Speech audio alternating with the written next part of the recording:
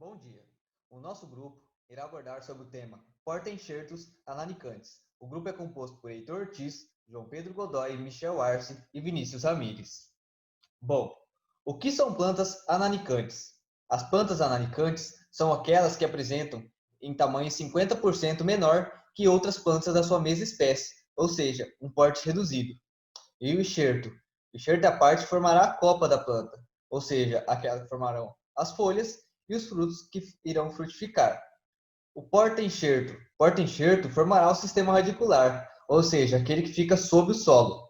Já os porta-enxertos analicantes, em geral é um porta-enxerto analicante, aquele em que as copas que são enxertadas possuem um desenvolvimento mais lento e também um porte mais baixo, exceto as tangerinas e o limoeiro, que possuem um porte médio. Bem, qual a importância dos porta-enxertos analicantes? Por que usar? Qual a vantagem de utilizar essas plantas com porte menor e copas reduzidas? A produtividade irá reduzir? Mas não é bem assim. Veja, se temos plantas mais altas, temos também um alto gasto, tanto com a implantação, com os tratamentos fitossanitários, com os tratos culturais e muito mais ainda na colheita. Sem contar que árvores de porte grande, quando expostas em sistemas adensados, tendem a maior competição entre elas, tendo ela pela competição pela água, nutriente e principalmente pela luz. A água e nutriente é um fator que você pode reverter, ou seja, pode fazer a utilização da irrigação e também da fertirrigação. Logo, no caso da competição pela luz, é algo que danifica bastante, principalmente pelo sombreamento excessivo. Ele irá inibir a frutificação, acontece na metade inferior da copa, reduzindo então a produção. Consequentemente, acontece o aumento dos números de frutos na parte superior da planta, o que torna então incapaz de fazer a colheita sem o uso da escada. Então, para fazer a colheita nas partes mais superiores da planta, você precisa da escada e isso irá aumentar ainda mais o custo na sua colheita. Então, por que utilizar ainda mais as plantas analicantes, o porta-enxerto analicantes, sem cortar esses custos? Então, os chamados porta-enxertos analicantes, eles induzem a planta a um porte menor. Então, eles possibilitam a maior eficiência, um aumento da densidade de plantio e, consequentemente, a maior produção por unidade na área. Então, a redução do porte da planta, que é a principal, ela vai conferir pelos porta-enxertos analicantes, que também facilitará os tratamentos fitossanitários. Ele vai ainda mais reduzir o custo na colheita. Mas também tem que levar em consideração o principal fator, que é a condição da região. Cada região tem sua condição, principalmente de pragas e doença. Então, esse fator tem que ser grandemente analisado na implantação das culturas dos porta-enxertos analicantes. Como funcionam os analicamentos das plantas? E quais os fatores que vão determinar esse analicamento? Bem, os principais fatores citados são as variedades, o porta-enxerto, as condições do solo, a poda e o hábito do crescimento. Também tem o clima, que vai exercer grande influência, principalmente em climas mais secos. Os cítricos, eles tendem a produzir folhas um pouco menores e também tem mais espessuras. Os entrenós, eles permanecerão mais curtos e copas mais compactas, diferente de regiões que terão um clima mais quente e úmido, né? São a diferença do clima trópico. Logo, as variedades comerciais de cítricos, que são as comuns, elas podem alcançar até alturas de 4,5 a 15 metros de altura, em árvores que podem chegar de 25 a 35 anos. Então, a planta ela fica mais compacta, a espessura das folhas é tanto maior quanto mais seco e frio é o clima. Então, quanto o clima tiver menor temperatura e for mais seco, então ele mais compacto e mais espessa então, serão as folhas, né? Então, também os solos argilosos, como as condições dos solos, elas influenciam bastante, principalmente no sistema radicular, porque o sistema radicular do cítrico, ele é bem tenso. Então, ele, no sistema que tem em solos que tem mais argila, ele é bastante denso e bastante fibroso, ou seja, com essa consequência, o porte da planta é menor. Então, por outro lado, ao contrário das áreas arenosas, as terras arenosas, o cítrico ele desenvolve um potente sistema radicular, com raízes numerosas, bem distribuídas e também fibrosas, o que faz que a planta adquire um tamanho maior, né?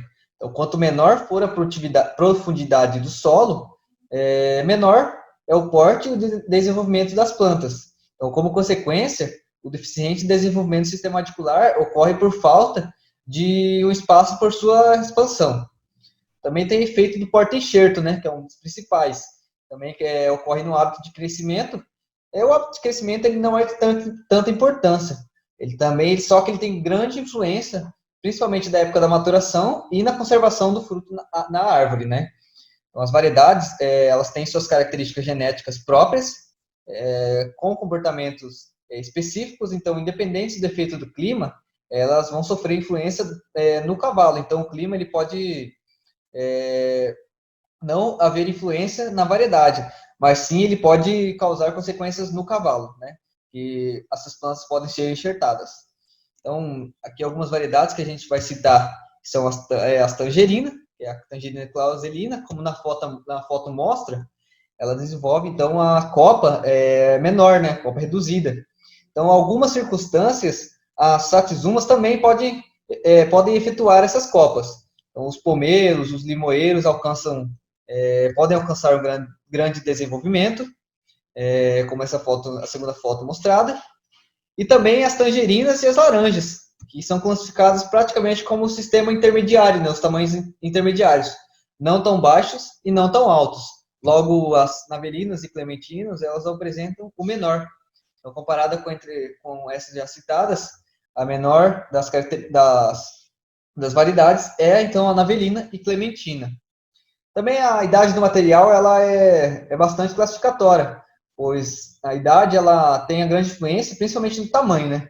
Então, as plantas originadas de material de origem nuclear, que são mais vigorosos, elas têm mais vigor do que as propagadas com material envelhecido, ou seja, as que têm o núcleo como o material, eles têm mais vigor do que as feitas com esse material envelhecido, né?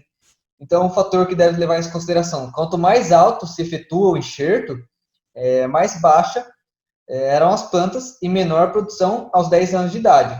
Então, a altura do enxerto também é algo que define bastante a caracterização do porta-enxerto ananicante. Bom dia. Dando continuidade ao nosso trabalho, existem diversas possibilidades para se conseguir o controle do tamanho das plantas nas explorações citrícolas. Entre elas, vamos destacar o emprego de porta-enxertos ananicantes ou de vigor mediano. Inicialmente, o tamanho das árvores deveria ser controlado geneticamente, por meio de materiais genéticos de espécies verdadeiramente anãs e teria uma aplicação mais universal. Porém, controlar o tamanho das mudas através de porta-enxertos é uma ideia mais interessante, pois não acarreta no aumento de custos. A melhor solução é a seleção de variedades ou combinações com características ananicantes ou de pouco vigor. Um porta-enxerto ananicante deve resultar em uma árvore que não exceda 2,5 metros de altura. E qual o porta-enxerto ideal? O porta-enxerto ideal deve ter as seguintes características, as seguintes qualidades: tolerância à maior parte das enfermidades, adaptação à ampla faixa de tipos de solos e climas. Ele deve ser precoce, deve ter uma facilidade de propagação, deve ser compatível com outras variedades, deve conferir qualidades aos frutos e ter um rápido crescimento inicial. Como exemplo, temos o trifoliata, o Poncerus trifoliata. O trifoliata e alguns de seus híbridos já foram considerados como possíveis cavalos ananicantes, já que as copas enxertadas sobre eles mostram um porte relativamente pequeno. Por outro lado, muitos desses efeitos podem ter acontecido devido à presença do complexo de viroides ou da má adaptação a determinadas condições de solo. Nós temos muitas seleções de trifoliato e podem ser divididas em 2 grandes grupos, que é o de flores pequenas, que possui hábito de crescimento arbustivo e muito ramificado, e o de flores grandes, que possui um crescimento ereto, sem ramificações e com mais vigor em sementeira. O próximo porta-enxerto é o Flying Dragon. O Flying Dragon é o único porta-enxerto ananicante verdadeiramente conhecido. Ele é originário da mutação do Poncerus trifoliata. Ele é caracterizado por apresentar espinhos curvados para baixo, crescimento dos ramos em zigue-zague. Há poucos experimentos sobre esse porta-enxerto, mas suas características são similares ao do trifoliata. Ele é tolerante à tristeza, fitóftora e nematóides. Ele apresenta pouca adaptação a todos os tipos de solo, com desenvolvimento pobre em solos alcalinos e arenosos. O caráter ananicante do trifoliata, Flying Dragon, é transmitido geneticamente. Portanto, ele apresenta um grande potencial em programas de melhoramento para obtenção de híbridos. O desenvolvimento do Fly Dragon é lento no seu primeiro ano de campo, e seu crescimento se acelera aos 1,5 a 2 meses anos de idade. Obrigado a todos. Bom, dando continuidade na apresentação do trabalho, vou falar sobre o HBL nos citros. O primeiro relato da doença ocorreu em São Paulo, no ano de 2004. Já no ano de 2018, 18,15% dos pomares paulistas já estavam infestados com a doença. A doença é causada pelo vetor Diaphorina citrus, esse inseto que aparece na imagem. Seus danos na folha são manchas cloróticas, mosqueamento, além de engrossamento da nervura central, como apresentado na imagem. Questão do fruto. Ocorre a distorção da columela, essa parte mais interna do fruto, diminuição do tamanho do fruto, como mostrado na imagem, além de ocorrer a queda de folhas e de frutos. Bom, uso de plantas nanicantes contra o HBL.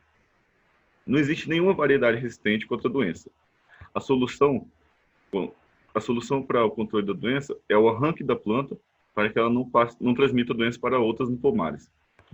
Bom, o uso de plantas ananicantes tem o intuito de aumentar a densidade de plantio, onde o menor espaçamento ocorre a maior população. Um exemplo é um pomar com 1.000 plantas, onde 15% dela está doente e deve ser arrancada. Quando arranca essas plantas, ainda sobra 850 plantas, tendo uma produção rentável para o produtor. Ao lado, a gente tem um gráfico do estudo de Girardi et al., no ano de 2012, onde foi visada a produtividade média da variedade Copa Honey, Natal e Valência, enxertada em Fly Dragon. Como pode ser mostrado, a Copa Honey teve uma alta produtividade de 49,38 quilos por produção. Já a Natal de 31,12 e a Valência de 28,81. Onde a Honey se destaca com alta produtividade quando enxertada no porta-enxerto Fly Dragon, o dragão voador. Bom, aqui a produtividade de laranja em plantio adeçado, 1.250 por hectare, enxertado em Fly Dragon. Estes são os anos e as produções e a produtividade em quilo de cada variedade. A Honey, vamos pular a produção acumulada, que são muitos dados. A Honey apresentou 316,02 quilos, já a Natal 199,37 e a Valência 189,92. Essa é a produtividade acumulada em quilos. Já a produtividade média em quilos da Honey foi de 39,5, da Natal 24,92, da Valência 23,4. Como os dados apontam, a Honey teve uma alta produtividade quando enxertada no porta-enxerto Fly Dragon. Bom, aqui é outro estudo já relacionado à qualidade dos frutos da laranja Honey enxertada em Fly Dragon. Comparando o enxerto Fly Dragon e o citrumelo Swingle.